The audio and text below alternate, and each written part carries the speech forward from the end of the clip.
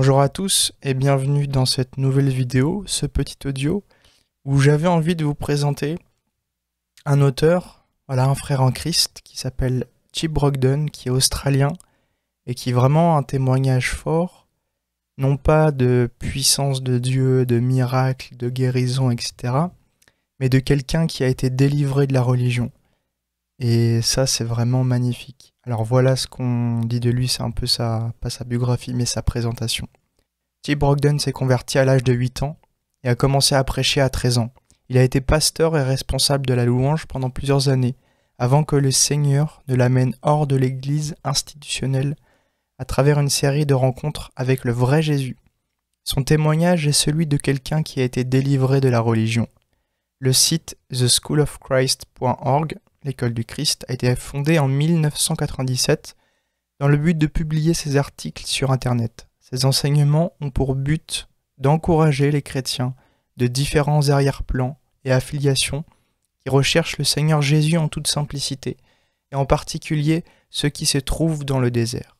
Donc voilà, ce frère, il a aussi écrit plusieurs livres et écrit bon nombre d'articles sur Internet, et j'avais envie de vous partager l'article ou l'enseignement qu'il a écrit. Il s'appelle Christianity Today et ça a été traduit en français par l'ecclésianisme aujourd'hui. Ça complète la vidéo que j'avais fait sur cette chaîne YouTube qui s'appelle Qu'est-ce que l'Église? Je vais mettre une petite note, vous pourrez cliquer en haut à gauche juste maintenant pour la voir si ce n'est pas déjà le cas. Et ça complète bien, c'est un article qui est assez complet, donc je vous encourage à le lire entièrement. Donc voilà, pour vous situer un peu, le titre original est Christianity Today. C'est un jeu de mots avec Christianity Today, un magazine évangélique très connu outre-Atlantique. Christianity est basé sur les mots church, église, et Christianity, christianisme. Et représente tout le système religieux chrétien qui en est une contrefaçon de la vraie église appelée par son nom grec, Ecclesia, dans le texte. Voilà, donc je vais vous lire la première partie et la dernière partie. L'Église aujourd'hui, par Chip Brogden. Nous devons toujours être bien sûrs de faire la distinction entre l'Église invisible, universelle et spirituelle du Seigneur Jésus, l'Ecclésia, et l'organisation religieuse à but non lucratif qui se réunit dans un bâtiment surmonté d'un clocher. La différence est inestimable, et nous n'avons pas le droit de faire l'erreur de confondre les deux. Comprenez s'il vous plaît que nous ne remettons pas en cause le droit pour n'importe quel groupe religieux de se rassembler dans la paix, d'élire ses leaders, de recevoir de l'argent, d'avoir des critères pour en devenir membre, de se gérer de la façon qui lui semble juste. Aussi longtemps que nous réalisons qu'un tel droit est un droit civil et n'est en aucun cas inaliénable, scripturaire ou mandaté par Dieu lui-même. Cela ne le rend pas mauvais, mais cela ne le rend pas spirituel. L'Ecclésia n'est pas une organisation ou une invention humaine, mais un organisme rempli de vie. Et que nous adorions à Jérusalem ou sur cette montagne est moins important pour Dieu que de l'adorer en esprit et en vérité. Alors où est la différence? Où est le problème? Cela devient un problème quand la signification spirituelle et scripturaire est faussement rattachée à des habitudes sociales, à une norme culturelle, à une religion de tradition, à une organisation ou à un endroit pour se réunir. Quand la ligne de démarcation s'estompe entre d'une part l'attente sociale, la tradition ou les habitudes de la religion organisée et d'autre part la vraie vie spirituelle, essence même de l'ecclésia ou du croyant individuel, alors un tel système a la responsabilité d'évoluer en une forme dangereuse d'abus spirituel ou d'élitisme religieux. Qu'est-ce que Babylone? C'est le mariage de l'Église et de l'État, de la religion et du gouvernement, ou pour être plus direct, c'est permettre au levain du monde de se répandre à travers la religion organisée et le christianisme institutionnel. Considérez par exemple à quel point être pasteur d'une église est devenu plus une profession qu'un appel, et comment la direction de l'église est passée d'un consensus théocratique conduit par l'esprit à une démocratie conduite par l'esprit, ou pire, une dictature conduite par l'esprit. d'un seul pasteur ou d'un comité d'église. C'est le résultat de l'esprit de Babylone, alors que la vraie église doit être dans le monde, mais pas du monde.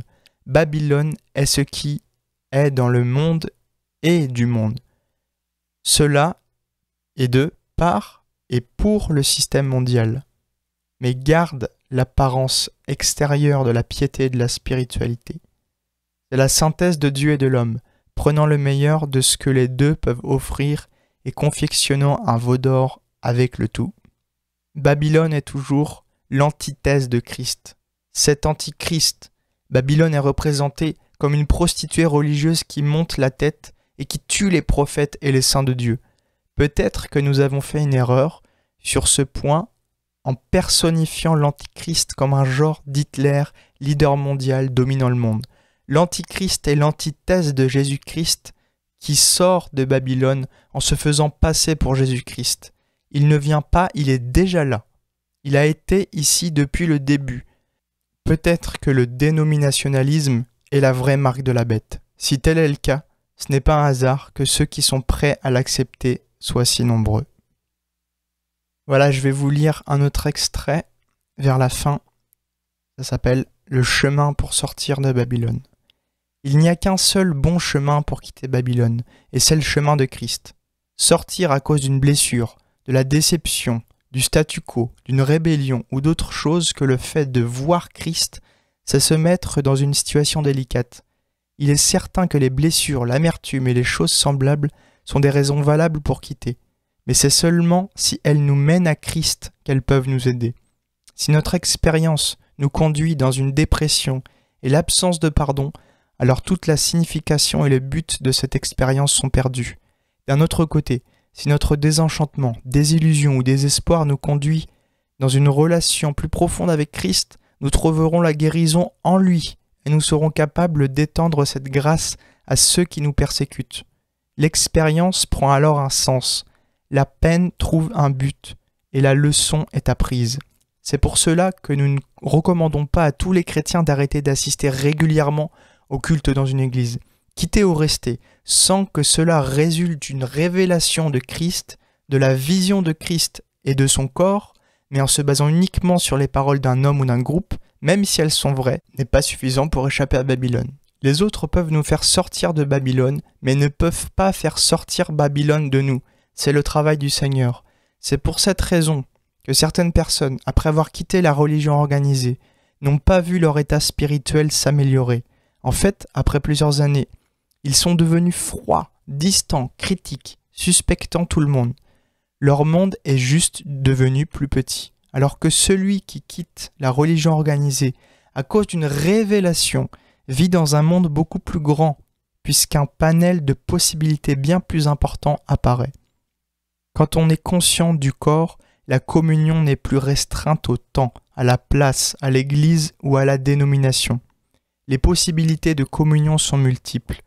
Mais si on n'a pas la conscience du corps, si on est seulement conscient de notre souffrance et des mauvais traitements reçus par quelqu'un, notre mécanisme de défense nous empêchera de rechercher la communion ou de risquer de recevoir de nouvelles blessures en étant avec d'autres croyants. Voilà frères et sœurs, je vous encourage vraiment à lire cet article jusqu'au bout, du début à la fin. Personnellement, j'ai été fortifié, encouragé en lisant cet auteur, ce frère en Christ. Donc le message, il est simple, c'est le message de Jésus. Recherchez Jésus et tout sera possible. Voilà, je vous encourage si vous avez été blessé par un système religieux, par une église, déjà à pardonner, mais de vous dire aussi qu'il y a beaucoup plus à vivre en Christ que de simplement aller dans une assemblée ou un groupe 1 ou 2 fois par semaine. C'est toute une vie qui doit être manifestée. C'est toute une vie qui doit être chamboulée. Nos centres d'intérêt, nos pensées, nos envies, notre motivation. Et quand Christ est notre vie, il émane. Qu'on soit au magasin, qu'on soit en vacances avec les enfants, qu'on soit dans la rue. En fait, Christ veut se manifester. Et c'est ça la vie du nouvel homme. C'est ça les œuvres préparées d'avance. C'est pas d'aller dans une église, de devenir membre, etc. Non, chaque disciple peut enseigner, peut encourager, peut baptiser. Alors je vous encourage, frères et sœurs, à prier, à rechercher Jésus et à vous-même aller faire de toutes les nations des disciples. Car c'est votre mission. C'est pas forcément la mission de votre pasteur ou des responsables, mais c'est la mission de chaque disciple de Jésus. Alors toi qui m'écoutes, toi qui es disciple de Jésus, toi qui es baptisé, toi qui as reçu cette vie nouvelle, cette puissance d'en haut, ce Saint-Esprit va annoncer ton roi. Tu as un seul maître, c'est Jésus, alors écoute-le. Voilà frères et sœurs, soyez bénis, encouragés et fortifiés.